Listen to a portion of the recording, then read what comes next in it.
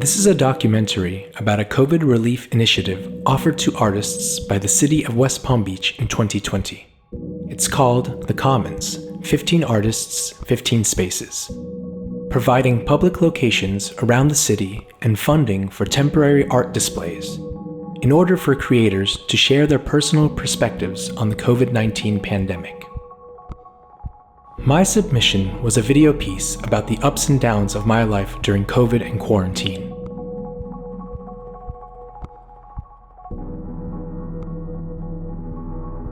I was selected as one of the artists, and we decided that my public art contribution would be this documentary.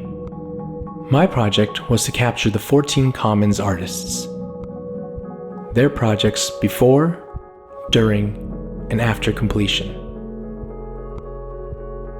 I started filming in October of 2020. With what began as a very isolated and unsettling year for me, I now had a reason to visit all the unique locations, to connect with 14 creators I'd never met before, and work alongside SYBILLE WELTER, the admin of public art and culture in West Palm Beach. I got to see our artistic community in a new light, as well as the importance of public spaces, public art, and public funding.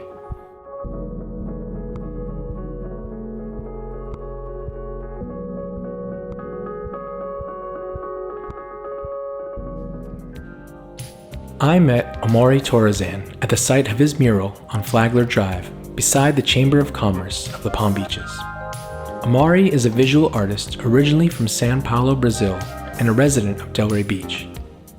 I arrived slightly before him and spent time walking around the two huge walls he had transformed into a floating geometric landscape.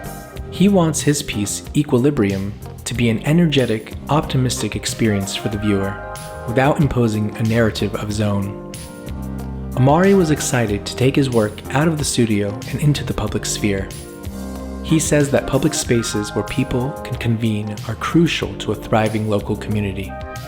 Same goes for public art. Bringing art to people for free rather than asking them to visit galleries and museums, especially in the days of social distancing, was a great blessing. The Commons gave him focus and direction during a stressful and confusing moment in time. It drove him out of the studio and into the world on a daily basis, where he worked on his expansive mural for weeks amongst the sights, sounds, and people of Palm Beach County.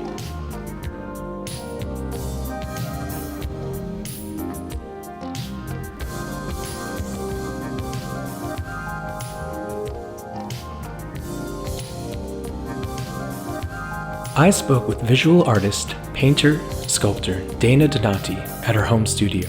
The New Jersey native now lives and creates in Boynton Beach. The name of her project is Yes, and it plays off a theme and body of work that has already existed for Dana, but feels to her more necessary now than ever. It's meant to be a validation and a witness for the viewer, a representation of unconditional support. Her work exists in many different mediums, styles, feels, but there's a positivity to all of it, and the word yes is placed into many of the works, sometimes hidden, almost as if it was a subliminal attempt at positivity which has now grown from a whisper to a shout. The piece will exist at Jose Marti Park, not far from Amaury's Place Like Paradise, affixed to 5 cement walls, 3 big letters, Y-E-S. Dana says public spaces and public art reflect and reveal society and help create a deeper sense of meaning to people that live or visit, allowing for a stronger sense of connection. The Commons gave her an opportunity to experiment with a medium that she hadn't before, and also in the public realm, a piece that would be free for all to witness.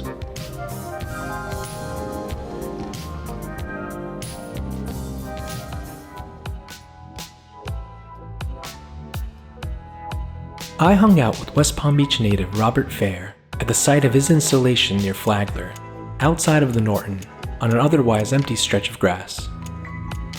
The piece is titled Bhadrasana, which is also Sanskrit for the gracious pose. It's a large-scale sculpture based on a drawing and a meditative piece, but the meaning for him keeps changing as time goes on. During COVID, he's come to truly know that you can't take back time, the past, but you can change how you move forward.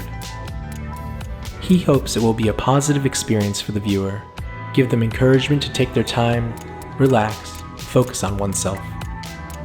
During an outdoor Pollo yoga session that I attend, this location was decided as the random weekly outdoor space, and the practice felt even more powerful and connected to the meditative intention being practiced in front of Bhadrasana. This project brought a whole new meaning to Robert's life. It has become his most transformative piece, because it was more selfless, not about him, but intended to be more universal. It was meant to be healing for others, and so it was healing to him. It's one of the largest pieces he's ever done, the most public, and now the most seen.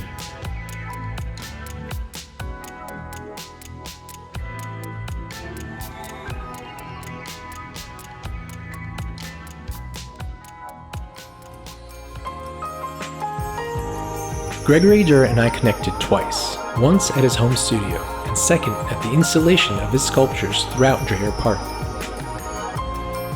His project is called Spirits of South Florida.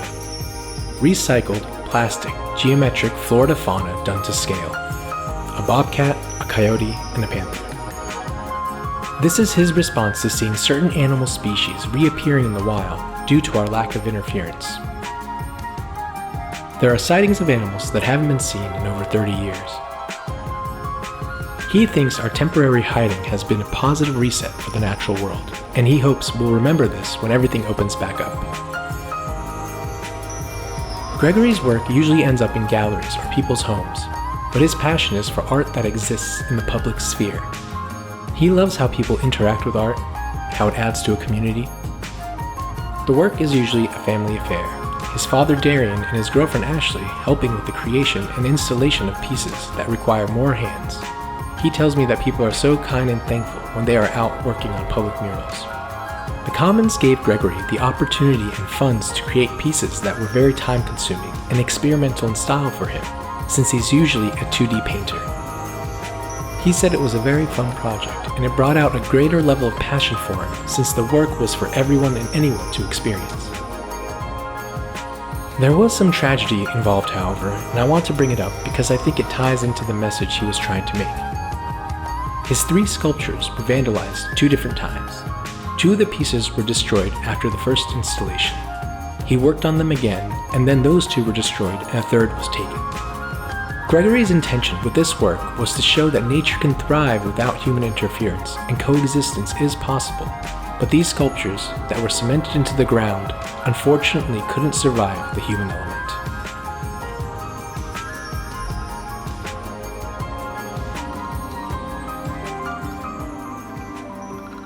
I met Eric Marquez and Mei Ling Pao twice, once at their home near their shared studio in Northwood, and a second time during the installation of their project outside the Science Museum in DIRR Park. They are a married couple with 3 children that have shared art careers as well as individual ones. This project they decided to approach as a team, as a family. Eric is originally from El Paso, Texas, Mei Ling from Nicaragua. Now both South Florida residents, currently living and working in Northwood. The name of their project is Once There, and it's a family scene created using earthbound materials such as twigs, leaves, and jute. A couple, a child, a dog, a bike, all made of materials that will naturally come apart, decompose. It's about the past, present, and future. What the environment is like when humans are around and when they aren't. Meant to have the viewer ask the question, what is our impact on the natural world? During quarantine, while working outdoors, they've seen their neighbors, their community, take more interest in their art, coming to see what they are working on, asking questions, seeing if they can be involved. This kind of connection helps us stay human. This installation gave them a reason to be outdoors more often, scouting the locations, collecting materials, creating the sculptures, and installing the work. As you can see, it was a true family effort and time well spent.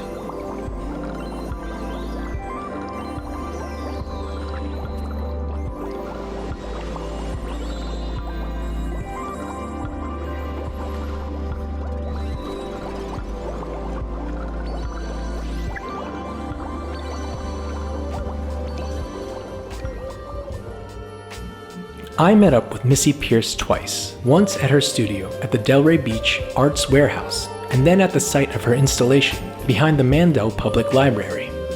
Missy is a decoupage artist from Boca Raton. Her project, Disconnected, is comprised of 2 big chairs covered in mosaics. From a distance, they look like draped quilts you'd see at your grandparents' house.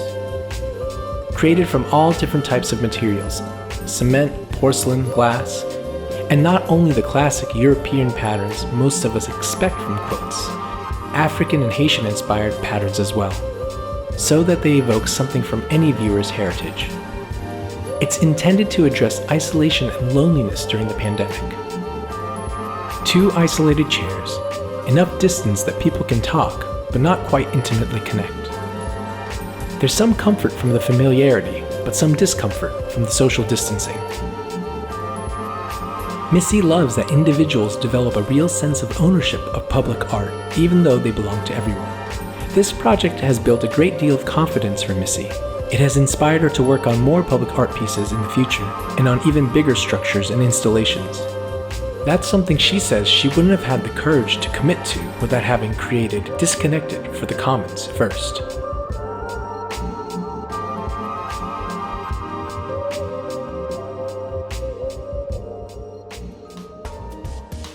I met Emilio Apontesiera twice. Once during the initial installation of his piece on Clematis Street, and then a second time after it had been moved to the lobby of the Mandel Public Library, because too many people were interacting with the piece a little too boldly. Originally from Colombia, Emilio now lives and works in Palm Beach Gardens. Covida is a multimedia sculpture, the name playing off COVID, vida, the Spanish word for life, and the last letter A, which is Emilio's nickname. Emilio told me that Covida is a woman, a widow, a sister, a friend, a neighbor, anyone that has been affected or infected by COVID. She was made using non-conventional materials like chicken wire, screws, tinfoil. His usual style involves recycled paper manipulation, but Covida was created to be weather resistant. The unifying element is the silver aluminum foil hair, which is the signature of all his work. Public art is important to Emilio because it's free, for people to see and enjoy and feel no matter what their economical status is. With people not being able to go into buildings and galleries due to social distancing precautions, it's allowed art to continue to thrive, to change and inspire people.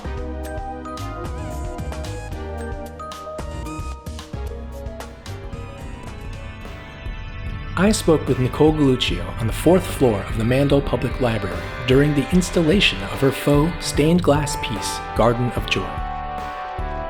All of NICOLE's work revolves around color theory and is intended to evoke joy and positive emotion through color. She wanted to create something that would inspire happiness and exuberance during a shared difficult span of time.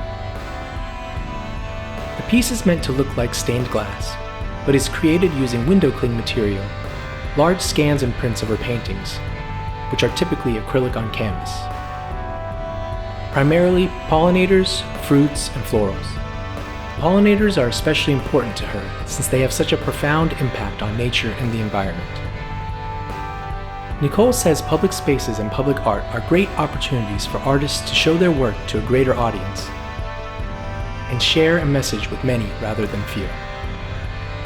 This Commons project helped her financially, but more importantly, gave her a chance to stretch her wings, to create work on a larger scale, and encouragement to create larger pieces in the future.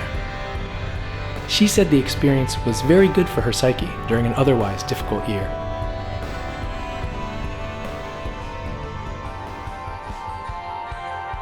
Visual artist Anthony Burks invited me to his studio in Palm Beach Gardens. We talked about his public art event, Let's Go Fly a Kite. This would be a public kite painting and flying lesson held at Meyer Amphitheater and free to all. This was inspired by he and his friends' favorite time of year as kids, kite season. This was a way to bring people together and spread some joy while maintaining social distancing. To Anthony, everything to do with the arts is important. Public art is just another avenue to give art an opportunity to be experienced. and it can help people understand how important artwork and artists can be to the local community. The public kite flying event gave Anthony hope that things will get better over time, despite the strangeness of the situation we all found ourselves in. He was able to experiment. Usually he's a colored pencil artist, but the kite painting lesson and the materials given to those that attended were colored markers. It also gave him the means to move into his first studio, where we had our discussion.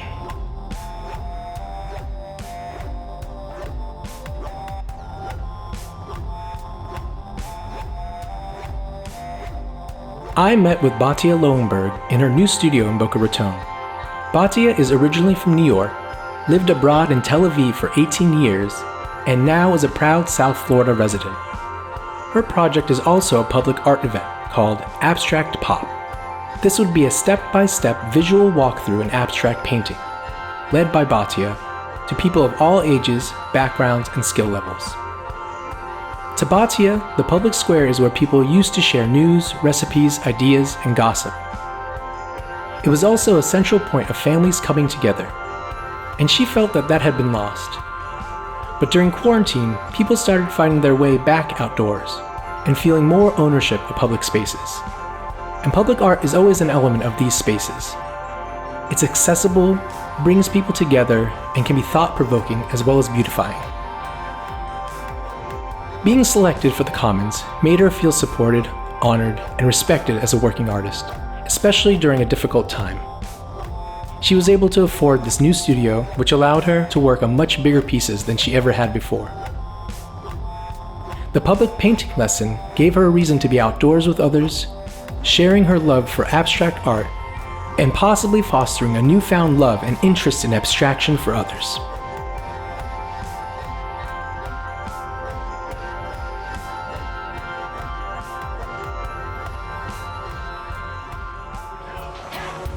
I met photographer and videographer Andrew ULLOA on Flagler Drive around George Petty Park. Andrew is a Royal Palm native. His project, A Frame in Time, is a photo series documenting life during quarantine in different locations around West Palm Beach. There's a wide range of diversity in his photos, socially and economically, but his unique vision unifies the experience we shared collectively during this strange period of time.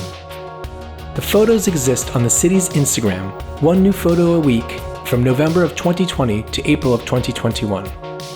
He hopes people will discover spaces they've never explored in Palm Beach County, as well as doubling as a virtual time capsule, freezing 2020 in place.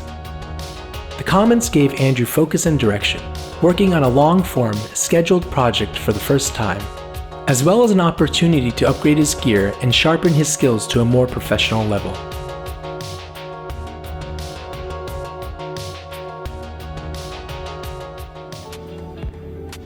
I connected with Trina Burks twice, once at the site of her installation in Coleman Park, and another time at her husband Anthony's studio. Her project is called The Powerful Me, based on a poem she wrote 10 years ago when she was a teacher at the Center for Creative Education. The original project was to get her students to make empowered speeches before and after class, to overcome bullying and give them a voice. It's a series of signs with open-ended questions, encouraging the viewer to find their voice and share it on social media platforms like TikTok, Instagram, and Snapchat. Since social distancing started, she's seen people begin to explore their communities more and experience their shared public spaces. And because public art can be interactive in a way lots of gallery art cannot, she thinks public spaces and public art is more important and impactful now than ever. Trina spent much of 2020 continuing her work with the No More Starving Artists organization, helping artists find monetary assistance during this crisis. With this Commons project, she was able to work outside her usual medium, primarily as a visual and literary artist, and create her first contribution to a public space.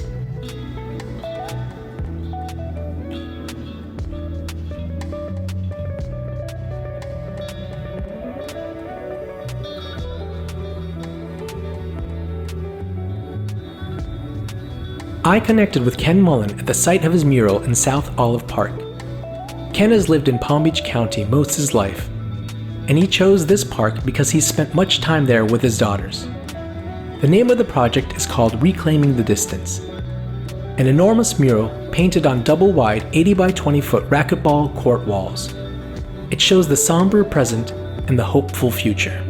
On one side, a child wearing a mask is stuck at home and looking lonely.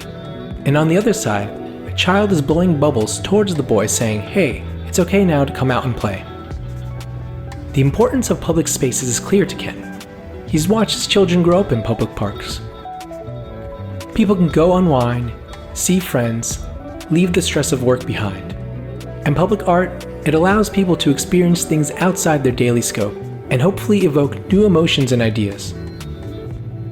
A woman across the street from this mural told Ken how happy she was to have something other than a big blank wall to look at.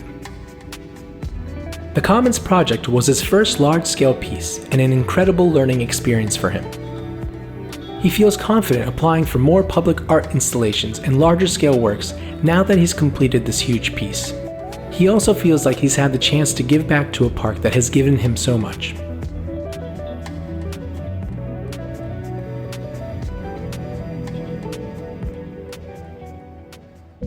The Commons initiative really made us all feel seen and appreciated by the city we live in.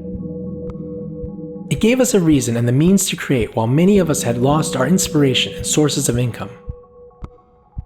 Places for our art to be seen while the galleries were closed. A reason to connect with new people and make new friends and collaborators as our regular social constructs had unraveled. I'm thankful I was chosen to participate, that I had a reason to create this piece and meet all the artists, their friends and families, see their studios, learn more about them and their work. I hope you were able to see the installations in person while they were up. If not, you can visit them here whenever you like. I'm excited to see what we all do next. I hope you are too. Thank you.